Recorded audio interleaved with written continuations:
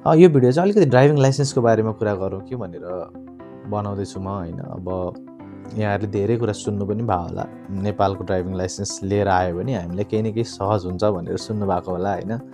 सहज कुन सेन्समा हुन्छ र हामीले के प्रोसेसहरू चाहिँ फर्दर फलो गर्नुपर्छ भनेर अलिकति जानकारी मैले भएको अनुभवहरू यहाँहरूलाई म सेयर गर्छु।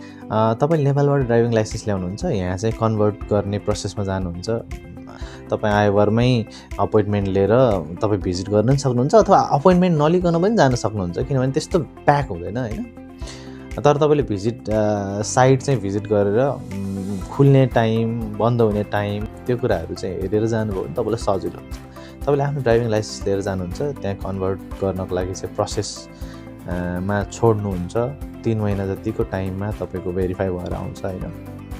त्यो 3 महिनाको दौरानमा तपाईँलाई एउटा टेम्पोरेरी त्यो ड्राइभिङ लाइसेन्स नै चाहिँ होइन, एउटा टेम्पोरेरी कार्ड भनेर दिन्छ क्या, जुन तपाईँको लाइसेन्स बापतको चाहिँ लाइसेन्स उनीहरूले राख्छ। त्यो राखे बापत तपाईँलाई एउटा टेम्पोरेरी कार्ड दिन्छ क्या। अनि त्यो कार्डले चाहिँ तैँले प्र्याक्टिस गर्न पाउँछस् भन्छ है उसले।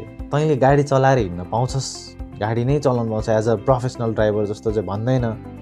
तपाईँले चाहिँ त्यो कार्डले चाहिँ गाडी प्र्याक्टिस गर्न पाउनुहुन्छ भनेर दिएर पठाउँछ, तपाईँले चलाउनु पाउनुहुन्छ, किनभने तपाईँसँग अलरेडी नेपालको ड्राइभिङ लाइसेन्स छ, भ्यालिड ड्राइभिङ लाइसेन्स छ।